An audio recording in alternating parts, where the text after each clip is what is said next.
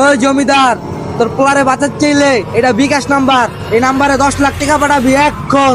জমিদার সাহেব, আপনার যেহেতু জমি জমা সব তো নদীতে ভাঙ্গা লয়ে যাইতেছে, পরে সরকারে তো সবটা টান দিব না। ওইদিকে পরে টাকা, গোদাটা আগে মাটি মুড়ি দিয়া ভরে রাখ। চল আগে উত্তর পাড়ার ক্ষেতটা দেখে আহি। চলেন যাই।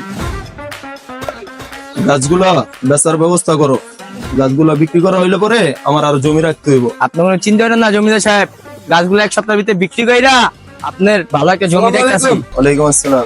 স্কুলে যাস নাই?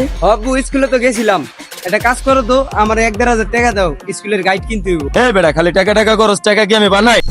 এত টিয়া থাকতে আমার গাইড কিনতে টিয়া দিব না। টাকা টাকা আমার কাছে চাইস না, খালি উঠতে বইতে টাকা চাউন লাগেনি। টাকা হইলো এত টাকার মালিক হইছে, একটা টাকাও দেয় না, চামছে আবার আমার টিটকারি মারে। হায় রে মামা, আজকে তো আমার ব্রাজিলে কলম্বিয়ারে দেশে দুইটা আমাকে লাগে আয়ো 26 তারিখ, তোমাকে লাগে খেলা হইব অনেক। আচ্ছা বাদ দে, জমিদার কাকার পুলাই কো ওই যে আয়া পড়ছে। সারে যে গাইডটার কথা কইছে এই গাইডটা তো আমি কিনছি, তুই কি কিনছস? ভালো করছস। কিরে বন্ধু, তুইও কিনছস? আরে বেটা, কালকে স্কুল নাই তো আমি কিনা লাইছি। আজকে স্কুলে তো আয়া আব্বুর কাছে গাইড কেনার টাকাটা চাইলাম, ইয়া তো দিলই না, উল্টা ঝাড়ি ঝুড়ি দিয়া বেটা আমারে আর কইস না। তোর বাপে হলো এলাকার জমিদার মানুষ, টাকা সম্পত্তি কি তোর বাপের কম আছে? তোর বাপে শুধু শুধু কিপটাউনি করে বেটা। ঠিকই কইছস রে বন্ধু, সব সময় গিফটটা মানি করে। এই জ্বালা আর সহ্য হয় না রে ভাই। এই বেটা হন, কালকে একটা ইফতারি পার্টি আছে, সবাই 1000 করে টিয়া লবি, ঠিক আছে? তুই তোর আব্বার থেকে ওই 1000 টাকা লই আইস ম্যানেজ করে।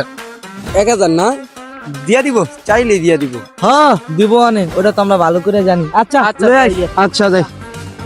কিরে, তোরা না এবার খেতে যাইতে কইলাম, আলু দেখতে পেলা কেমন হইছে রে? আলু তো অনেক ভালোই হয়েছে, এবার একটু ব্যবসাটাও একটু মোটামুটি ভালো হবে দেখা যায়। আব্বু কিরে, তুই আবার এনে হইছিস কি রে টঙ্গের কাছে? জমিদার সাহেব এদিন আপনার কাছে গাছ কিনা চেয়ে চাইলো, এটাই মনে চাইতেছি। এটা কথা কই আব্বু, আর কিপটা বানি কইরো না, আমার বন্ধুরা ইফতারি পার্টি দিব, 1000 করে টিয়া লাগবো, দাও।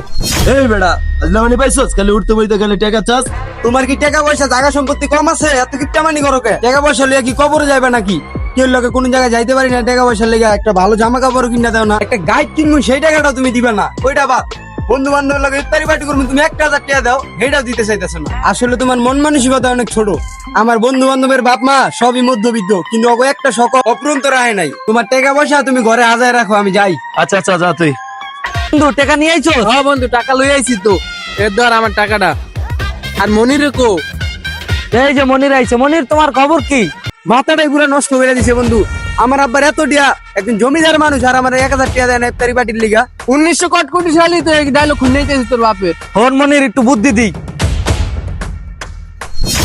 কোস কি বন্ধু, তোর বুদ্ধিটা অনেক ভালো লাগছে, অভিনব কাজে খাটাইতে হইব। চল, এই বুদ্ধিটা আমরা আগে থেকেই করে রাখছি, চল। হ্যাঁ চল, আয় আয়। ওই দাঁড়া, তোর আব্বুর কাছে ফোন দি। আচ্ছা, ক্ষেতের আলুগুলো বিক্রি করার ব্যবস্থা করো। এতে তো আলু অনেক বেশি হয়ে আছে, বিক্রি করতেছি, কয়দিন সময় দেন। হ্যালো, ওই জমিদার, তোর পোলায় তো হবে আমাকে দাঁড়ে, তোর পোলারে কিডন্যাপ করছি। কি ভাই? তোমরা ওরে কিছু করো না ভাই, আমি পুলিশের জানাইতাম না। যত টাকা লাগে ভাই আমি দিয়ে দিমু। তোর পোলারে বাঁচার চাইলে এটা বিকাশ নাম্বার, এই নাম্বারে 10 লাখ টাকা পাঠাবি এখন। এই ল, তোর পোলার লোক কত ক। হ্যালো আব্বা। হ্যালো বাবা, তোর তো কিছু কয় নাই? আব্বা, তুমি যা কইছে তা হলো, নালি কিন্তু আমার মাইরালে বাবা। জাগার নাম জানি না, একটা জঙ্গলের ভিতরে লই আইছে, একদম গলা কাইটালে। আব্বা তাড়াতাড়ি 10 লাখ টাকা পাঠা। এত বেশি কথা কওয়ানোর দরকার নাই। এই জমিদার, তাড়াতাড়ি তোর পোলার বাসায় চল, টাকা পাঠা। আচ্ছা, উত্তরপাড়ার জমিটা বেচছে, এখনই তোর আমি 10 লাখ টাকা পাঠাইতেছি, তুই টেনশন করিস না। আচ্ছা নাইম, তুই জমিটা গিয়ে এখনই বেচার ব্যবস্থা কর। এই ল তোর মোবাইল। বন্ধু একটু পর পর চেক দিস। হ্যাঁ বন্ধু। আমার আব্বু কিন্তু দ্রুত টিয়া বাড়াই দিব, এর কাছে ম্যানেজ করা কোনো ব্যাপারই না। কি আয় পড়ছে মনে হয়? হ্যাঁ বন্ধু, আইছে আইছে বন্ধু, আইছে। টেকনিকটাই ঠিক আছে। এমন মানুষের লগে এমনই করা উচিত। হ্যাঁ বন্ধু, চল বন্ধু, বিকাশে গিয়ে টাকাটা উঠে আনি। যেন যা প্রয়োজন। হ্যাঁ চল। বাবার টাকা থাকলে হবে না, মনও থাকতে হবে। আমাদের সমাজে এরকম অনেক ঘটনা ঘটে, তাদের টাকা আছে ঠিকই কিন্তু সন্তানের দিকে খেয়াল রাখে না, তাদের প্রয়োজনীয় কিছু খরচা লাগে সেটাও তারা দেয় না, তাই তারা বাধ্য হয়ে এরকম কাজ করতে থাকে। আসলে সব বাবাদেরই উচিত তাদের সন্তানের দিকে খেয়াল রাখা। তো গাইস, সবাই ভালো থাকবেন, ভিডিওটি ভালো লাগলে শেয়ার করে দিবেন, ধন্যবাদ।